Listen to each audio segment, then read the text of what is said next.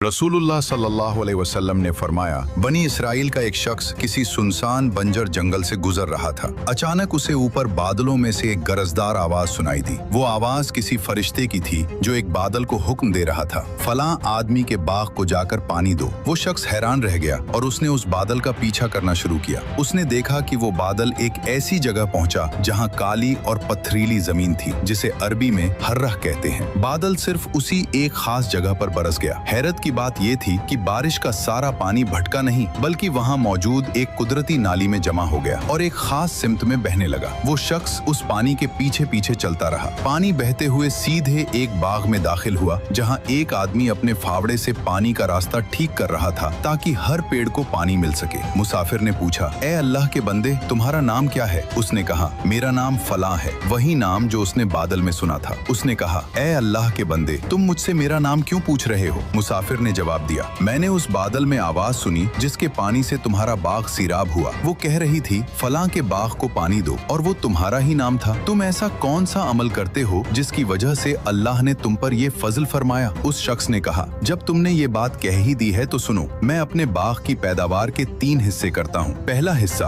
अल्लाह की राह में मिस्कीनों, यतीमों, मुसाफिरों और बेवाओं पर सदका कर देता हूँ। दूसरा हिस्सा मैं और मेरे बच्चे खाते हैं। तीसरा हिस्सा वापस इसी बाग की बेहतरी के लिए इन्वेस्ट करता हूँ। रसूलुल्लाह सल्लल्लाहु अलैहि वसल्लम ने फरमाया, जो शख्स किसी रोजेदार को इफ्तार करवाता है, उसे उस रोजेदार के बराबर सवाब मिलता है, बिना इसके कि रोजेदार के सवाब में कोई कमी होती हो। अल्लाह ताला ने फरमाया, इब्ने आदम के तमाम आमाल उसी के लिए हैं, सिवाय रोजे के, जो सिर्फ मेरे लिए हैं, और मैं ही उसका अजर देता हूँ। जब बनी इसराइल के एक शख्स के लिए अल्लाह ने बादल को उसकी खिदमत के लिए लगा दिया, तो अब मैं आपकी सोच के लिए ही छोड़ रहा हूँ कि अल्लाह उस शख्स को कितना देगा जो रोजेदार को इफ्तार करवाता है। नेकी की नीयत से इस वीडियो पर कमेंट और शेयर करें। जज़ाकल्लाह।